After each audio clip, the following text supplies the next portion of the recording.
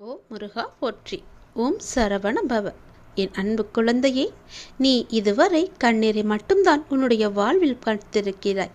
உன் வாழ்க்கையில் என்னுடைய அற்புதத்தையும் அதிசயத்தையும் இப்போது நான் நிகழ்த்தப் போகின்றேன். உன் மனதிலுள்ள ஏகப்பட்ட ரகசியங்கள் எவ்வளவு என்று எனக்கு தெரியும். யாரிடமும் சொல்லாமல் அதை பத்திரமாக உனக்குள்ளே வைத்திருந்தாய் அல்லவா? அது இப்போது இன்று எனக்கு தெரிய வந்துவிட்டது. உன் ரகசியத்தை நான் உடைத்தெறியப் போகிறேன். உன் வாழ்க்கையில் இனி கண்ணீர் என்பதே இருக்காது. இந்த முருகன் நான் உனக்கு வாக்கு தருகிறேன். உன் வாழ்க்கையில் நல்லது நடக்கப் போகின்றது. உன் வாழ்வு வளம் பெறும் நேரம் இது. 1000 ஆசைகள் அலைந்து ஓடிக்கொண்டிருக்கும் உன் வாழ்வில் சூறாவளி புயல் போல வந்த துன்பத்தினால் வாழ்வின் நிலை மாறி தவித்துக் கொண்டிருக்கின்றாய். உன் தளராத மனமும் சிதறாத கவனமும் மாறாத பக்தியால் வாழ்வை பாங்குடன் நடத்தி செல்கின்றாய். உன்னுடைய வாழ்வானது வளம் பெறும் நேரம் நெருங்கிவிட்டது. உன் வாழ்க்கையில் நல்லது நடக்கப் போகிறது. பொறுமைக்குள். என் பெயரை சொல்லி போற்றி என்று 108 முறை சொல். உன் வாழ்வில் சிக்கலான சவாலான விஷயங்கள் எல்லாம் ஓடோடிவிடும். உன்னை ரணப்படுத்திய அவமானங்களும் துயரங்களும் நீ வடித்த கண்ணீரும் என்றும் அர்த்தமில்லாமல் போகாது. வாழ்வில் நடைபெறுவது எல்லாம் உனக்கு எதிராகத்தான் இருக்கின்றது. அதற்காக நீ கவலைப்படாதே. அனைவருக்கும் இது போன்று நடப்பது இயல்புதான். எதற்கும் ஒரு முடிவு உண்டு இல்லையா? நல்லவர்கள் என்றும் தோற்பதில்லை. என்னை நம்பியவர்கள் என்றையும் நான் கைவிடுவதும் இல்லை. என் மீதும் என் வார்த்தைகள் மீதும் நம்பிக்கை வை. நீ நம்பிக்கையோடும் பொறுமையோடும் இரு. கஷ்டத்தை சகிக்க பழகு. எதையும் எதிர்த்து நில். உன்னை ஏமாற்றியவர்கள் நினைத்து மனம் தளர வேண்டாம். இவையெல்லாம் இன்னும் சில காலங்களில் ஒரு முடிவுக்கு வரப்போகிறது. உன்னுடைய நிலை மாறப்போகிறது. நான் நிச்சயம் மாற்றி காமிப்பேன். இந்த கஷ்ட காலத்திலிருந்து உன்னை விடுவிக்கவே உன் கர்ம வினிகளோடு நான் போராடி கொண்டிருக்கின்றேன். அனைவரும் பார்த்து வியக்கும் வண்ணம் நீ வெற்றியை பெறப்போகின்றாய். உன்னை தேடி நிச்சயம் நல்வாழ்க்கை வந்து சேரப்போகிறது. பல வெகுமதிகள் உன்னை தேடி வரப்போகிறது. உன்னை சுற்றி உள்ளவர்களுக்கு முன் நீ பட்ட அவமானங்களுக்கும் நீ வடித்த கண்ணீருக்கும் உன்னை அவர்கள் முன்னால் தலை நிமிர்ந்து வாழ வைப்பேன். அவர்கள் உனக்கு செய்த தவறையும் துரோகத்தையும் உணர்ந்து உன்னிடம் வந்து மன்னிப்பு கேட்க வைப்பேன். உன் நிழலாக நீ செல்லும் இடமெல்லாம் உன்னோடு நானும் வந்து கொண்டிருப்பேன். நீ என் பரிபூர்ண ஆசை பெற்று என்னுடைய குழந்தை என்பதை மறந்து விடாதே. நான் வருவேன். நீ எங்கு சென்றாலும் நான் வருவேன் உனக்காக. இதுவரை கண்ணீரை மட்டுமே கண்ட நீ உன் வாழ்க்கையில் பல அற்புதங்களை காணப்போகின்றாய். என்னுடைய அதிசயங்களை உன் வாழ்க்கையில் நான் நிகழ்த்தப் போகின்றேன். இதுவரை இருந்த துன்பங்கள் எல்லாவற்றையும் நான் போக்கப் போகின்றேன். உன் மனதிற்குள்ளே பல ரகசியங்களை போட்டு நீ பூட்டி வைத்திருக்கின்றாய்.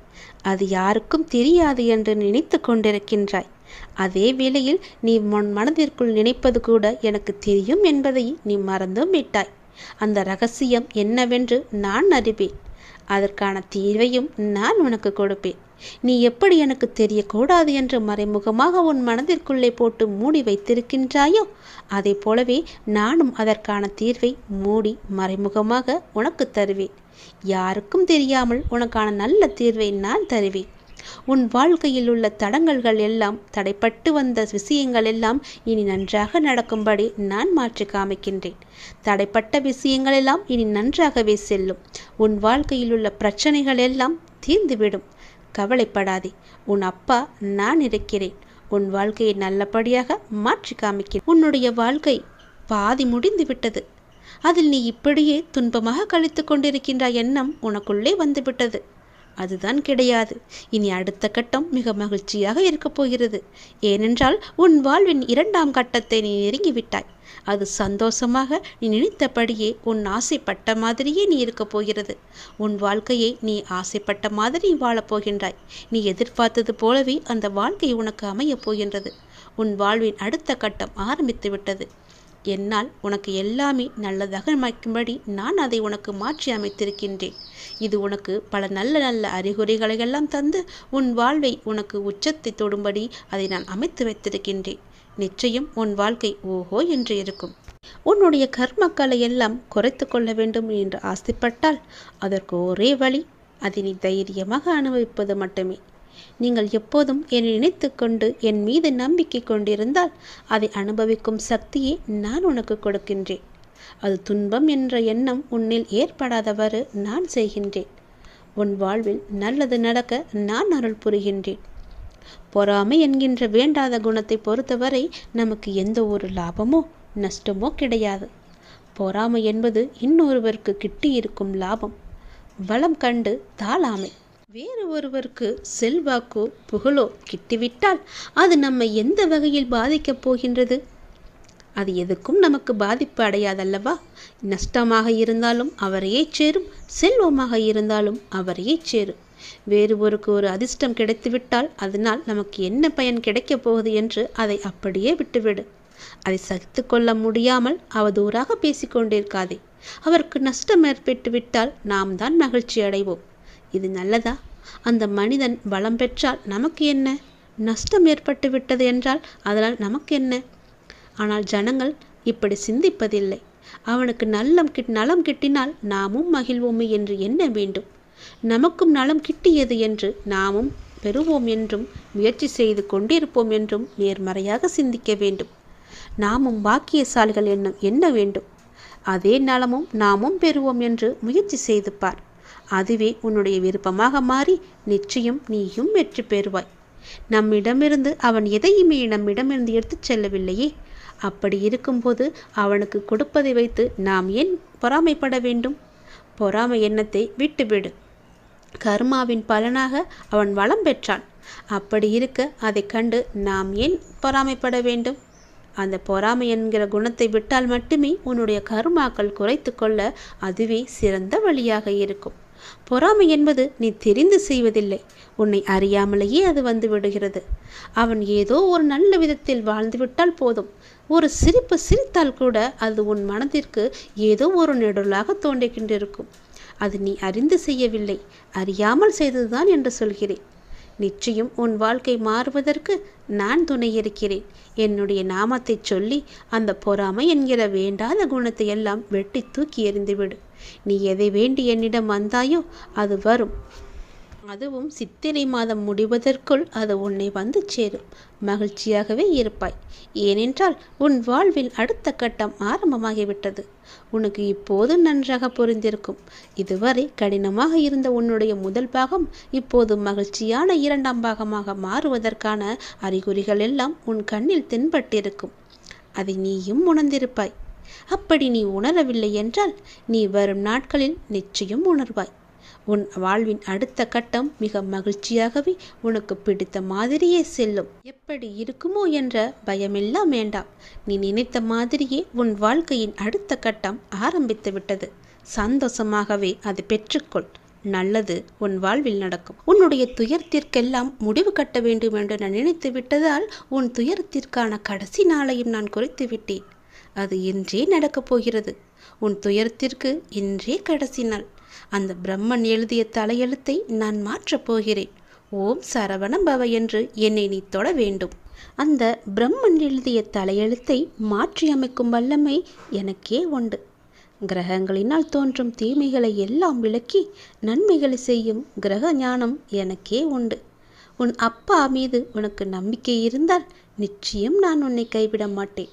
இப்போது எனது பெயரை சொல். எப்படி சொல்லி அழைக்க வேண்டுமோ அப்படியே நீ சொல்லி என்னை அழைத்துப்பார். உன்னுடைய வாழ்வில் புது வழி பிறக்கும். வாழ்க்கையில் பல அதிசயங்கள் நடக்கும். அப்போது நீ என்னை வரவேற்க தயாராக இருக்க வேண்டும். உன்னுடைய மன வருத்தம் மாறப்போகின்றது. சில அற்புத நிகழ்வுகள் உன் வாழ்வில் அடுத்தடுத்து நடக்கப் போகின்றது. நான் உன்னை ஒருபோதும் கைவிட மாட்டேன் என்று நம்பும்போது இவையெல்லாம் உனக்கு சாத்தியமாகும். நீ கேட்டவற்றை உனக்கு நான் கிடைக்கச் செய்வேன். நன்மையும் தீமையும் மாறி மாறி வந்து கொண்டுதான் இருக்கும். இதுதான் வாழ்க்கை. மனிதனின் வாழ்க்கை இதுதான். அந்த கடவுளே மனிதனாக பிறந்தாலும் அவருக்கும் இந்த எல்லா நன்மையும் எல்லா தீமையும் நடக்கும். என்னை வணங்கும் உனக்கு தீமையின் தாக்கத்தை குறைத்து நன்மைகள் அதிகம் நடக்கும்படியாக உன்னுடைய வாழ்வை இப்போது நான் நடத்தி வருகின்றேன். கொஞ்சம் கொஞ்சமாக காயை நகர்த்தி வருகின்றேன். நிச்சயம் நீ வெற்றி பெறுவாய். உன் வாழ்வின் நல்ல மாற்றங்கள் நீ நினைத்து பார்த்திடாத அற்புதமான மாற்றங்கள் எல்லாம் உன் வாழ்க்கையில் நடக்கப் போகிறது. அந்த நல்ல மாற்றங்கள் நடந்து நீ மகிழ்ச்சியாக இருக்க வேண்டி என்னென்ன நிகழ்வுகள் எல்லாம் நடக்க வேண்டுமோ அது எல்லாமே உன்னுடைய வாழ்வில் நடக்கப் போகிறது. எல்லாமே உனக்கு சாதகமாக மாறப்போகிறது.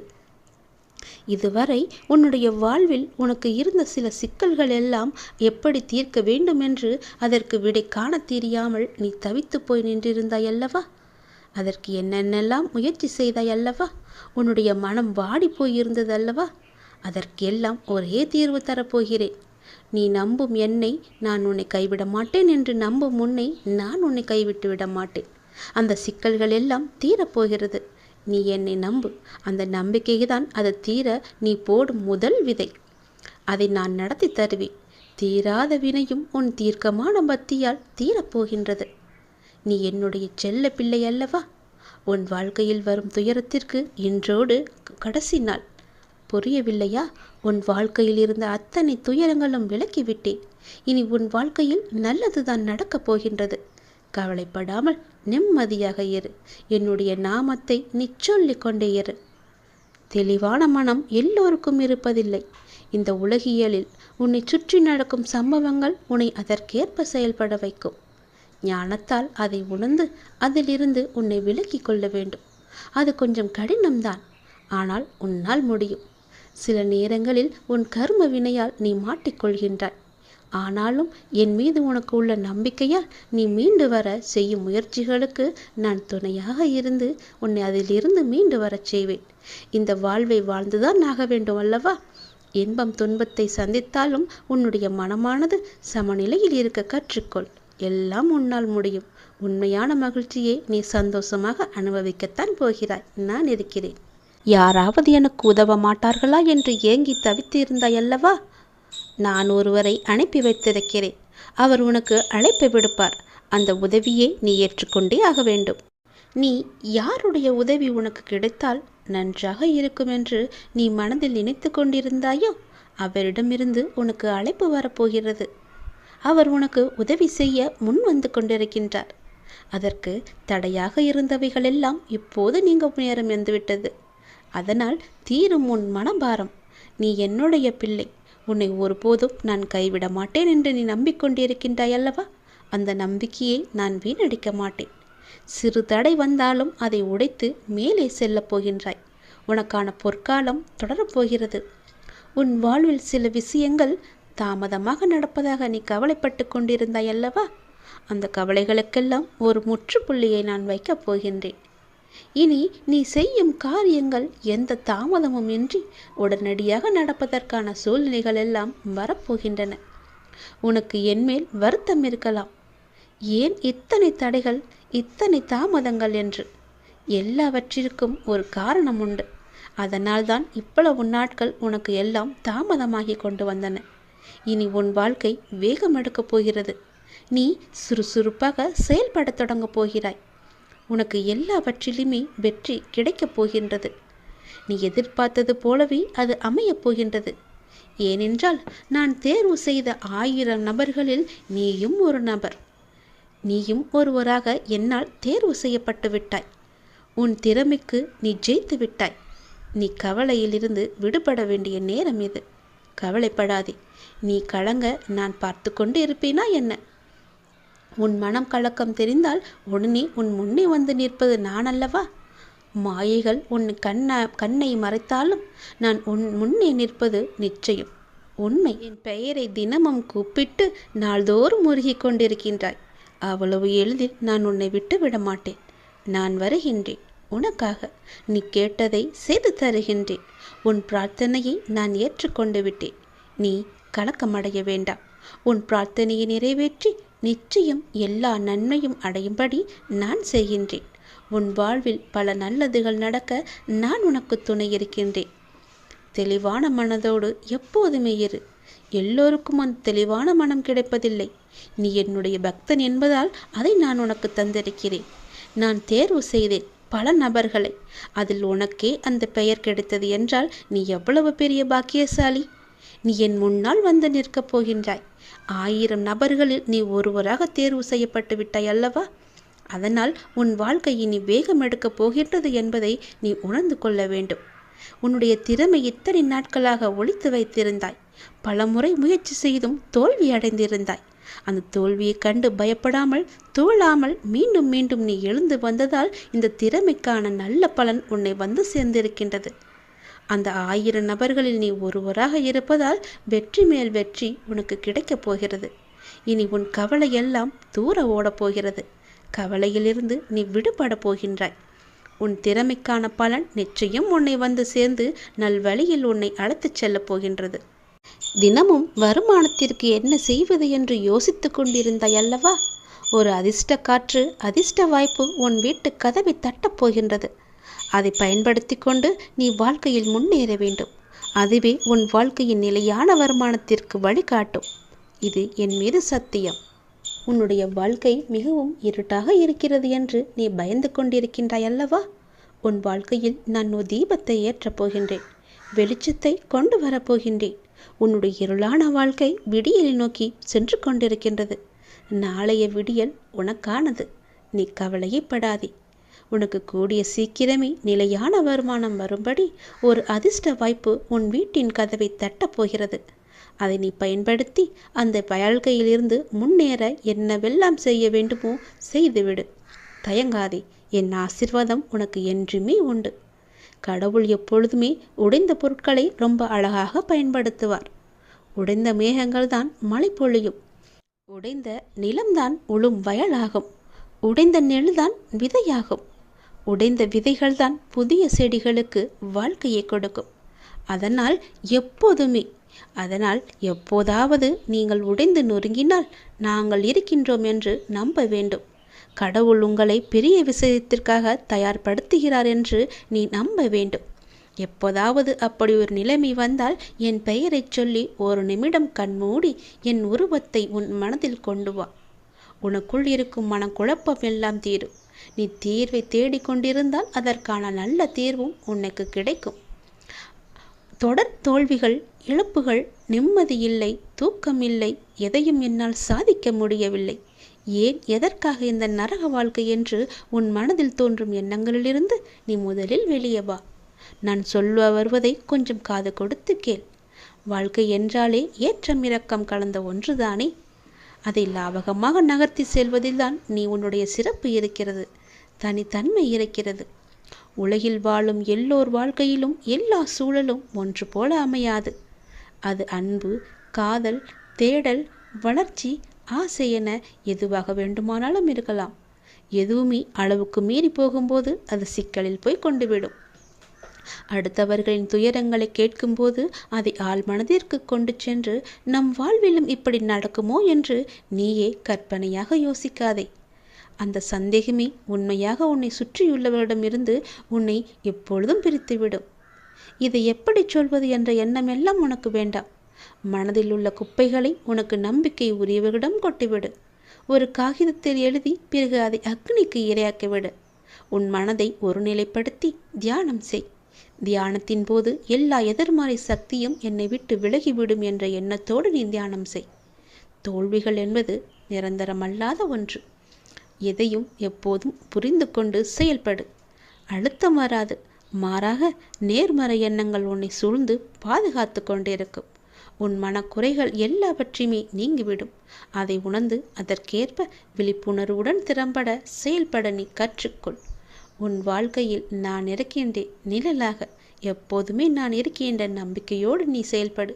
உன் இருளான வாழ்க்கை இருண்டு கொண்டே இருக்கிறது என்று பயப்படாதே. அது விடியல் நோக்கி போய்கொண்டிருக்கிறது. நாளைய விடியல் உனக்கானது. அதில் நீ சந்தோஷத்தை மட்டுமே நீ அனுபவிப்பாய். நான் உன்னை விதியின் பிடியிலிருந்து காப்பாற்ற நினைக்கின்றேன். உன் விதியை உனக்கு வேலை செய்தாலும் அந்த விதியை முறியடிக்க நீ செய்ய வேண்டியது ஒன்றே ஒன்றுதான். உடனே சென்று எதையும் யோசிக்காமல் என் திருநீற்றை எடுத்து பூசிக்கொள். ஓம் பழனி முருகா என்று சொல்லி என் திருநீரை எடுத்து பூசு. உடனே செல். கேட்டுவிட்டு பிறகு எல்லாவற்றையுமே செய். நல்லது நடக்கும். இது எல்லாமே விதியின் செயல் என்று நீ நினைத்து கொண்டிருக்கின்றாய் அல்லவா? உன்னுடைய விதியை நான் முறியடிக்க என்னுடைய உதியை நான் உனக்கு தருகிறேன். இப்போதே நீ பூஜை அறைக்கு சென்று என்னுடைய உதியை எடுத்து உன் நெற்றியில் பூசு. உடனே சென்று என் உதியை பூசு. மறந்து விடாதே. சீக்கிரமாக செல். உன் விதியை நான் முறியடித்து காமிக்கின்றேன். படைத்தவனை வந்து பாடங்கள் எடுத்தாலும் புத்தியை இழந்தவனுக்கு புரிய போவதில்லை. பாவங்கள் என்னும் பாதையில் பயணத்தை அவன் நிறுத்தவே மாட்டான். அவனே முட்டாளாகவும் இருப்பான். நீ என்னுடைய குழந்தை, புத்திசாலி. நான் சொல்வது போலவே செய். சிலரை நீ முக்கியம் என நினைக்கும் வரையில்தான் உன்னால் அவர்களுக்கு கஷ்டத்தை ஏற்படுத்த முடியும், காயத்தை கொடுக்க முடியும். சிலரை நீ கண்டு கொள்ளாமல் இருந்து பார், உன்னுடைய மன வலிகள் எல்லாமே குறையும். நீயே அதை உணர்வாய். உன்னை துரத்தி கொண்டு இருக்கும் கடுமையான துயரத்திலிருந்து விடுபட முடியாமல் கடும் வேதனை அடைந்து அதை பகிர்ந்து கொள்ளக்கூட எவரையும் இல்லையே என்று கலங்கி கொண்டு இருந்த உன்னை நானே தேர்ந்தெடுத்து உன் துயத்துடைக்க உன்னை தேடி நீ இருக்கும் திசையை நோக்கி ஓடி வந்திருக்கின்றேன். நான் விரும்பாமல் எவரும் என்னை தேடி வர முடியாது. அது உனக்கு நன்றாகவே தெரியும். இழந்ததை எல்லாம் உனக்கு மீட்டு தரப்போகின்றேன். உனது முன்னோர்களும் உன்னை பெற்ற தெய்வங்களும் செய்த பூர்வ ஜென்ம பந்தமும் புண்ணியங்களும் என்ன தெரியுமா? நான் உனக்கு மானசீக குருவாக கிடைத்ததுதான். அதனால் நான் உன்னை தேர்ந்தெடுத்து உன்னை தேடி உன்னுடன் இருப்பதற்காக உன் இல்லம் தேடி வந்திருக்கிறேன். எந்த சூழ்நிலையிலும் தனிமையில் இருக்கும்போது எனக்கு யாருமே இல்லையே, எனக்கு யார் இருக்கிறார்கள், எனக்கு உதவி செய்ய எவரும் கிடையாது என்று நினைக்காதே. எப்படி நடத்தப் போகிறேன் என்று பார். கண்ணீர் மல்க எனது பாதங்களில் விழுந்து அழுது கொண்டிருக்கின்றாய் நீ. காத்திரு, பொறுமையாக இரு. உனக்கு வேண்டியதை செய்ய நான் இருக்கும் பொழுது எதற்கும் நீ கலங்கக்கூடாது. தக்க சமயத்தில் உன்னை தேடி வந்து வேண்டியதை தந்து உன்னை வழி நடத்தி செல்லவே நான் இருக்கின்றேன். நீ விரும்பிய தோற்றத்திலேயே நான் உன் முன்னே தோன்றுவேன். உன்னை பாதுகாத்து வழி நடத்தி உயர்த்துவதே எனது தலையாய கடமையாக நான் எழுதி வைத்து விட்டேன். மீண்டும் உனது கைகள் ஓங்கப் போகின்றது. நான் இருக்கும் இடத்தில் எவரையும் நான் நெருங்க விட மாட்டேன். நான் உன்னுள்ளே, உனக்குள்ளே, உன் வீட்டிலேயே நான் இருக்கின்றேன். எந்த சூழ்நிலையிலையும் நான் கைவிட்டு விட மாட்டேன் என்ற நம்பிக்கை உனக்குள் ஆழமாக புதைந்து கிடக்கிறது. நீ படிப்படியாக உயரப் போகின்றாய். அதை நானும் கண்டு ரசிக்கப் போகிறேன். ஆர்வமாக இருக்கிறேன். நீ வாழ்வதை, சந்தோஷமாக வாழ்வதை பார்த்து நான் ஆனந்த கண்ணீர் வடிக்க நான் ஆவலாக இருக்கின்றேன். ஆகவே எந்த ஒரு கடினமான சூழ்நிலையிலும் நம்பிக்கையை மட்டும் நீ இழந்து விடாதே. உன் அப்பா நான் இருக்கிறேன் என்று முழுமையாக நம்பு. அவமானத்தை பொறுத்துக்கொள். தக்க சமயத்தில் நான் வந்து உன்னை பாதுகாத்து வழி நடத்தி சென்று உன் வாழ்க்கையில் உயர்ந்த இடத்தில் உன்னை வைக்க அழகு பார்க்கப் போகின்றேன். என்னுடைய ஆசையை நிறைவேற்ற இப்போதே உன்னை தயார்படுத்திக்கொள். நீ சந்தோஷமாக இருக்கப் போகிறாய். நல்லது நடக்கப் போகிறது உனக்கு. குழந்தையே, உன் வாழ்வில் மிகப்பெரிய மாற்றம் வரப்போகிறது. மிகப்பெரிய வெற்றியும் வரப்போகிறது. நேரம் கடத்தாமல் உடனே இதை செய்துவிடு. ஏனென்றால் உன் முன்ஜென்மத்து வினையெல்லாம் இன்றிலிருந்து குறைய ஆரம்பிக்கப் போகிறது. உன் அப்பா திருச்செந்தூர் முருகன் நான் சொல்கிறேன். இது நிச்சயம் நடக்கும் உன்னுடைய வாழ்க்கையில்.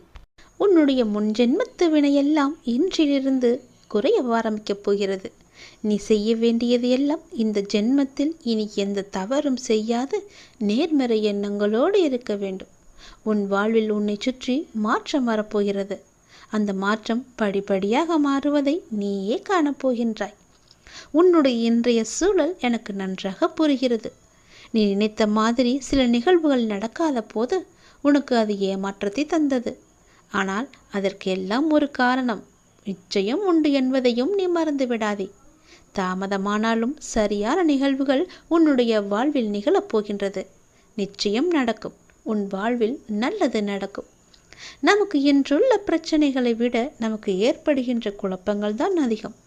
இந்த குழப்பத்திற்கு காரணம் ஒவ்வொரு நாளும் நமக்கு கிடைக்கின்ற புதிய புதிய வாய்ப்புகள், நாம் அறிமுகமாகின்ற புதிய புதிய சூழல்கள்.